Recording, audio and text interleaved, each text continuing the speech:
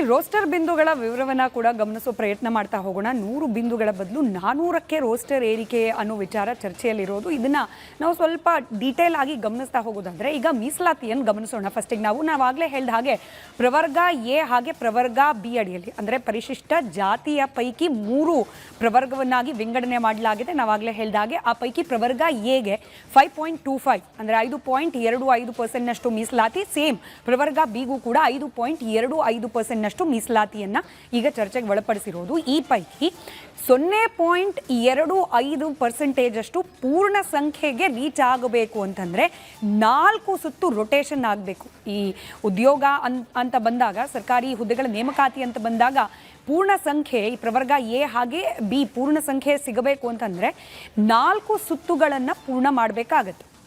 4 ಬಾರಿ ನೇಮಕಾತಿ ಸುತ್ತುಗಳ ಮೂಲಕ ಮಾತ್ರ ಪೂರ್ಣ ಸಂಖ್ಯೆಯನ್ನು ಸಾಧಿಸ್ಲಿಕ್ಕೆ ಸಾಧ್ಯವಾಗುತ್ತೆ. ಹೀಗಾಗಿ ಇದು ಕಾಂಪ್ಲಿಕೇಶನ್, ಅಂದರೆ ಅವಕಾಶ ಸಿಗೋದಿಲ್ಲ ಹೆಚ್ಚಿಗೆ ಅನ್ನೋ ಆರೋಪ ಇರೋದ್ರಿಂದ ಈ 100ರ ಬದಲು 400ಕ್ಕೆ ಏರಿಕೆ ಮಾಡಿ ಬಿಂದುವನ್ನು ಅನ್ನೋ ಡಿಮಾಂಡ್ ಅದಿದ್ದು. ಹೀಗಾದರೆ ಯಾವ ರೀತಿ ಲೆಕ್ಕಾಚಾರಗಳು ಬದಲಾಗುತ್ತೆ ಅನ್ನೋದನ್ನು ನಾವು ಗಮನಿಸೋದೇ ಆದರೆ ಪ್ರವರ್ಗ ಎಗೆ 21 ಬಿಂದು ಹಾಗೆ ಪ್ರವರ್ಗ ಬಿ ಕೂಡ 21 ಬಿಂದುಗಳು ಅಂತ ಹೇಳಿ ನಿಗದಿ ಆದರೆ ಪ್ರವರ್ಗ ಸಿಗೆ 18 ಬಿಂದುಗಳು ಆಗುತ್ತೆ. 3 ಪ್ರವರ್ಗಗಳಿಗೆ ತಲಾ 1 ಹುದ್ದೆ ಸಿಗಬೇಕು ಅಂತಂದರೆ ಪ್ರವರ್ಗ ಎಗೊಂದು ಬಿಗೊಂದು ಸಿಗೊಂದು ಸಿಗಬೇಕು ಅಂತಂದರೆ ಕನಿಷ್ಠ ಅಂತಂದ್ರೂ ಕೂಡ 15 ಹುದ್ದೆಗಳು ಇರಬೇಕಾಗತ್ತೆ. 15 ಹುದ್ದೆಗಳಿದ್ದರೆ ಮಾತ್ರ 3 ಪ್ರವರ್ಗಗಳಿಗೆ ತಲಾ 1 ಹುದ್ದೆ ಸಿಗಲಿಕ್ಕೆ ಅವಕಾಶ ಇರುತ್ತೆ ಮೀಸಲಾತಿಯ ಅಡಿಯಲ್ಲಿ.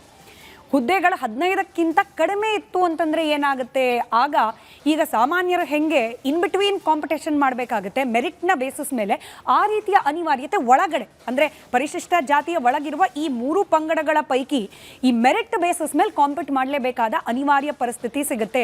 ಜನರಲ್ ಅನ್ನೋ ರೀತಿಯಲ್ಲಿ ಆಗ್ಬಿಡುತ್ತೆ. ಆಗ 101 ಜಾತಿಗಳ ಅಭ್ಯರ್ಥಿಗಳ ಪೈಕಿ ಯಾರು ಮೆರಿಟ್ ಮೇಲೆ ಸ್ಪರ್ಧೆಗಿಳಿದಿರ್ತಾರೋ ಅವರಿಗೆ ಅವಕಾಶ ಅನ್ನೋದಿರುತ್ತೆ. ಸಾಕಷ್ಟು ಕಾಂಪ್ಲಿಕೇಟೆಡ್ ಇದೆ, ಬಟ್ ಇದರಿಂದಾನೇ ನಮಗೆ ಲಾಭ ಆಗುತ್ತೆ. ಅಂದರೆ ಹಿಂದುಳಿದ ವರ್ಗಗಳು ನಮಗೆ ಉದ್ಯೋಗ ಸಿಗಬೇಕು ಅಂದರೆ, ಶಿಕ್ಷಣ ಕ್ಷೇತ್ರದಲ್ಲಿ ಅವಕಾಶ ಸಿಗಬೇಕು ಅಂತಂದರೆ ಜಟಿಲ ಅನ್ಸಿದ್ರೂ ಕೂಡ ಇಂಥ ಒಂದಷ್ಟು ಲೆಕ್ಕಾಚಾರಗಳನ್ನು ಮಾಡಿ ಈ ಒಳ ಮೀಸಲಾತಿ ಅನ್ನೋದನ್ನು ನೀವು ಇಂಪ್ಲಿಮೆಂಟ್ ಮಾಡಲೇಬೇಕಾಗತ್ತೆ. ಆಗ ಮಾತ್ರ ನಮ್ಗೆ ಅವಕಾಶ ಅನ್ನೋ ಕೂಗು ಸಾಕಷ್ಟು ವರ್ಷಗಳಿಂದ ಇದೆ. ಮತ್ತಷ್ಟು ಡೀಟೇಲ್ಸ್ನೊಂದಿಗೆ ನನ್ನ ಕಲೀಗ ವೀರೇಂದ್ರ ಒಪ್ಪಂದ ಮತ್ತೊಮ್ಮೆ ಸಂಪರ್ಕದಲ್ಲಿದ್ದಾರೆ. ವೀರೇಂದ್ರ, ತಕ್ಷಣಕ್ಕೆ ನೋಡಿದ್ರೆ ಈ ನಂಬರ್ಸ್ ಏನೇ ಬಿಂದು ಹಾಗೆ ಈ ಪರ್ಸೆಂಟೇಜ್ಗಳು, ಒಳ ಮೀಸಲಾತಿ, ಅದರೊಳಗಿನ ಕ್ಯಾಲ್ಕುಲೇಷನ್ಗಳು, ಸುತ್ತುಗಳು, ಇದೆಲ್ಲ ಮೇಲ್ನೋಟಕ್ಕೆ ನೋಡಿದ್ರೆ ಬಹಳ ಕಾಂಪ್ಲಿಕೇಟೆಡ್ ಅನ್ಸುತ್ತೆ. ಆದರೆ ಇದು ಅನಿವಾರ್ಯ ಅಂತ, ಏನೇ ಕಾಂಪ್ಲಿಕೇಟೆಡ್ ಇದ್ರೂ ಈ ರೀತಿಯ ಲೆಕ್ಕಾಚಾರಗಳು ಮಾಡೋದು ಅನಿವಾರ್ಯ ಅನ್ನೋದನ್ನೇ ಸಿದ್ದರಾಮಯ್ಯನವರು ಹೇಳ್ತಿರೋದು. ಸ್ಮಿತಾ, ನೋಡಿ ಯಾವ ಕಾರಣಕ್ಕಾಗಿ ಅನಿವಾರ್ಯ ಅಂದರೆ, ಈಗ ಒಳ ಮೀಸಲಾತಿಯ ಉದ್ದೇಶವೇ ಅದಲ್ವಾ, ಎಲ್ಲ ಅಂದರೆ ಸಣ್ಣ ಸಣ್ಣ ಸಮುದಾಯಗಳಿಗೂ ಕೂಡ ಉದ್ಯೋಗ ಸಿಗಬೇಕು, ಅನ್ಯಾಯ ಆಗಬಾರ್ದು ಅನ್ನುವ ಕಾರಣಕ್ಕಾಗಿ ಈ ಅನಿವಾರ್ಯತೆಯನ್ನು ಸರ್ಕಾರ ಉದ್ದೇಶಪೂರ್ವಕವಾಗಿ ತಂದುಕೊಂಡದ್ದು ಅಂತ.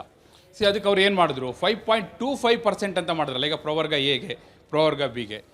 ಆ 0.25% ಅದನ್ನು ನೀವು ಈಗ ಯಾಕೆ 100 ರೋಸ್ಟರ್ ಬಿಂದು ಇದ್ದದನ್ನು 400ಕ್ಕೆ ಏರಿಕೆ ಮಾಡಿದ್ದು ಯಾಕೆ ಅಂದರೆ, ಅದನ್ನು ಒಂದು ಈಕ್ವಲ್ ಮಾಡಲಿಕ್ಕೆ 100 ಅನ್ನುವಂಥ ಲೆಕ್ಕದಲ್ಲಿ, ಅಂದರೆ 0.25% 4 ಸರ್ಕಲ್ಸ್ ಬಂದಾಗ ಒಂದು ಪೂರ್ಣ ಸಂಖ್ಯೆ ಆಗುತ್ತೆ, 1.00 ಆಗುತ್ತೆ ಅನ್ನುವ ಲೆಕ್ಕದಲ್ಲಿ. ಅದ್ಯಾಕೆ ನೋಡಿ, ರೋಸ್ಟರ್ ಬಿಂದುಗಳು ಈಗ 21ನೇ ಹುದ್ದೆ ಅನ್ನುವಂಥದ್ದು ಏನಿದೆ, 21 ಹುದ್ದೆ ಇವ್ರಿಗೆ ಸಿಗುತ್ತೆ ಪ್ರವರ್ಗ ಸಿ ಎಗೆ, ಪ್ರವರ್ಗ ಬಿಗೆ 21 ಹುದ್ದೆ, 18 ಹುದ್ದೆ ಪ್ರವರ್ಗ ಸಿಗೆ. ಅಲ್ಲಿಗೆ ನೀವು 400 ಹುದ್ದೆಗಳ ಪೈಕಿ 15% ಅಂದರೆ ಎಷ್ಟು, 60 ಹುದ್ದೆಗಳು. ಅದೇ 60 ಹುದ್ದೆಗಳ ಬ್ರೇಕಪ್ ಇದು. ಪ್ರವರ್ಗ ಎಗೆ 21, ಪ್ರವರ್ಗ ಬಿಗೆ 21 ಹುದ್ದೆ ಮತ್ತು ಪ್ರವರ್ಗ ಸಿಗೆ 18 ಹುದ್ದೆ ಅಂಥೇಳಿ. ಸರಿ ಆಯ್ತಪ್ಪ, ಈಗ 400 ಹುದ್ದೆ ಇದ್ದಾಗ ಇದು ಸರಿ ಇದೆ, 21. ಕಡಿಮೆ ಇತ್ತು ಹುದ್ದೆ, ಆವಾಗ ಏನು ಮಾಡಬೇಕು? ಈಗ ಅಲೆಮಾರಿಗಳ ಪ್ರಶ್ನೆ ಅದೇ ಇರೋದು. ಅದಕ್ಕೊಂದು ಅವರೊಂದು ಫಾರ್ಮುಲನ್ನು ಇಟ್ಟಿದ್ದಾರೆ. ಏನಂತ, ಜನರಲಿ ಈಗ ಕಡಿಮೆ ಹುದ್ದೆಗಳ ಇದ್ದ ಸಂದರ್ಭದಲ್ಲಿ ಈಗ 100 ಹುದ್ದೆ ಅಂತ ತೆಗೆದುಕೊಂಡ್ರೆ 7 ಹುದ್ದೆ ಅಂತೇಳಿ ಲೆಕ್ಕಕ್ಕೆ ಬರುತ್ತೆ. ಆ ಹುದ್ದೆಗಳಿಗಿಂತಲೂ ಕಡಿಮೆ ಇದ್ದಾಗ, ಅತ್ಯಂತ ಕಡಿಮೆ ಸಂಖ್ಯೆಯಲ್ಲಿ ಉದ್ಯೋಗಾವಕಾಶಗಳಿದ್ದಾಗ, ಕಾಲ್ ಫಾರ್ ಮಾಡಿದಾಗ ಏನು ಮಾಡಬೇಕು ಅಂದರೆ, ಆಗ ಅದನ್ನು SC ಜನರಲ್ ಅಂತೇಳಿ ಕನ್ಸಿಡರ್ ಮಾಡಲಿಕ್ಕೆ ಇದೇ ಒಳ ಮೀಸಲಾತಿಯೇ ಅವಕಾಶವನ್ನು ಮಾಡಿಕೊಟ್ಟಿದೆ. ಏನು ಕ್ಯಾಬಿನೆಟ್ ತೀರ್ಮಾನ ಮಾಡಿದೆ ಅದು ಅವಕಾಶವನ್ನು ಮಾಡಿಕೊಟ್ಟಿದೆ. ಆದರೆ ಅದನ್ನು ಇಂಪ್ಲಿಮೆಂಟ್ ಮಾಡುವಂಥ ಸವಾಲಿದೆಯಲ್ಲ, ಆ ಸವಾಲಿಗ ಇರುವಂಥದ್ದು. ಈಗ ಒಂದು ಕಡೆ ಕೋರ್ಟಲ್ಲಿದೆ, ಮತ್ತೊಂದು ಕಡೆ ಇಂಪ್ಲಿಮೆಂಟ್ ಮಾಡುವಾಗ ಬರುವಂಥ ಒತ್ತಡಗಳು, ಅದನ್ನು ಹೇಗೆ ನಿರ್ವಹಣೆ ಮಾಡ್ತಾರೆ ಮುಖ್ಯಮಂತ್ರಿ ಆದವರು, ಅದು ಅವರಿಗಿರುವಂಥ ಸವಾಲು. ಒಂದು ವೇಳೆ ಇಲ್ಲಪ್ಪ ಒತ್ತಡ ಬಂತು ಅಂತಲೇ ಅದನ್ನು ಜಾರಿ ಮಾಡದೆ ಹೋದರೆ ಆಗ ಕಟ್ಟುವಂಥ ಹಣೆಪಟ್ಟಿ ಏನು? ಹಿಂದೆ ಎಲ್ಲ ನಾವು ನೋಡಿದ್ವಿ. ನೋಡಿ, ಇದೇ ಸಿದ್ದರಾಮಯ್ಯನವರು ಇದೇ ಭಾಷಣದಲ್ಲಿ ಹೇಳ್ತಾರೆ. ಏನಂತಾರೆ ಗೊತ್ತಾ, ನೋಡಿ ಯಾರೆಲ್ಲ ಇವತ್ತು ಒಳ ಮೀಸಲಾತಿಯ ವಿಚಾರ ಸಂಕಿರಣದಲ್ಲಿ ಇವತ್ತು ಭಾಗವಹಿಸಿದಿರೋ ನೀವೇ ಎಲ್ಲ ನನಗೆ ಧಿಕ್ಕಾರ ಕೂಗಿದ್ರಿ ಅಂತ ಹೇಳ್ತಾರೆ ಅವರು. ನೀವೇ ನನಗೆ ಧಿಕ್ಕಾರವನ್ನು ಕೂಗಿದ್ರಿ, ಹೌದು ಅಲ್ವೋ ಕೇಳ್ತಾ ಇರೋದು. ಅವರು ಅಡ್ಮಿಟ್ ಮಾಡ್ಕೋತಾರೆ, ಹೌದು ಸರ್ ನಾವು ನಿಮಗೆ ಧಿಕ್ಕಾರ ಕೂಗಿದ್ವಿ. ರೈಟ್. ಯಾಕಂದ್ರೆ ಅವತ್ತು ಒಳ ಮೀಸಲಾತಿ ಜಾರಿ ಆಗಿಲ್ಲ ಅನ್ನುವಂಥ ನೋವಿತ್ತು ನಮಗೆ, ಸಚಿವ ಸಂಪುಟ ತೀರ್ಮಾನ ಮಾಡಿಲ್ಲ, ಸರ್ಕಾರ ನಿರ್ಧಾರ ಮಾಡಲ್ಲ ಅಂತ ನೋವಿತ್ತು, ಅದಕ್ಕೋಸ್ಕರ ಧಿಕ್ಕಾರ ಕೂಗಿದ್ವಿ ಅಂತ ಹೇಳ್ತಾರೆ.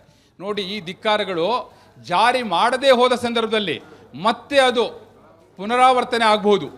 ಆದರೆ ಇವತ್ತು ಅಧಿಕಾರದಲ್ಲಿ ಸಿದ್ದರಾಮಯ್ಯನವರಿಲ್ಲ ಅಷ್ಟೇ ಅನ್ನೋದು. ಅದೇ ಕಾರಣಕ್ಕಾಗಿ ಸಿದ್ದರಾಮಯ್ಯನವರ ಈ ದಲಿತ ದಾಳದ ಆಳ ಬಹಳ ವಿಸ್ತಾರವಾಗಿದೆ ಅನ್ನೋದು ಸ್ಮಿತಾ. ನೋಡಿ, ಇದು ಇಲ್ಲಿಗೆ ಮುಗಿಯೋದಿಲ್ಲ. ಈ ಒಳ ಮೀಸಲಾತಿ ಅನ್ನೋದು ಮೇಲ್ನೋಟಕ್ಕಷ್ಟೇ ಸ್ಮಿತಾ. ಇದಾದ ನಂತರ ಅವರ ನಿಜವಾದ ಬ್ರಹ್ಮಾಸ್ತ್ರ ಇರುವಂಥದ್ದು ಜಾತಿ ಗಣತಿ. ಇದೊಂದು ರೀತಿ ಟ್ರೈಲರ್ ಅಷ್ಟೇ. ಇದನ್ನು ಒಂದು ಟ್ರೈಲರ್ ರೀತಿ ಬಿಟ್ಟಿದ್ದಾರೆ ಒಳ ಮೀಸಲಾತಿ ಜಾರಿ ಅನ್ನುವಂಥದ್ದನ್ನ. ಮುಂದೆ ಜಾತಿ ಗಣತಿ ಜಾರಿ ಅನ್ನೋದನ್ನ ಬ್ರಹ್ಮಾಸ್ತ್ರವನ್ನು ಕೈಗೆತ್ಕೋತಾರಲ್ಲ, ಆಗ ನಿಜವಾದ ಪಿಕ್ಚರ್ ನಾವು ನೋಡ್ಬೋದು. ಪಿಕ್ಚರ್ ಅಭಿ ಬಾಕಿ ಅಂತ ಹೇಳ್ಬೋದು. ರೈಟ್. ಧನ್ಯವಾದ ವೀರೇಂದ್ರ ಮಾಹಿತಿಗಾಗಿ.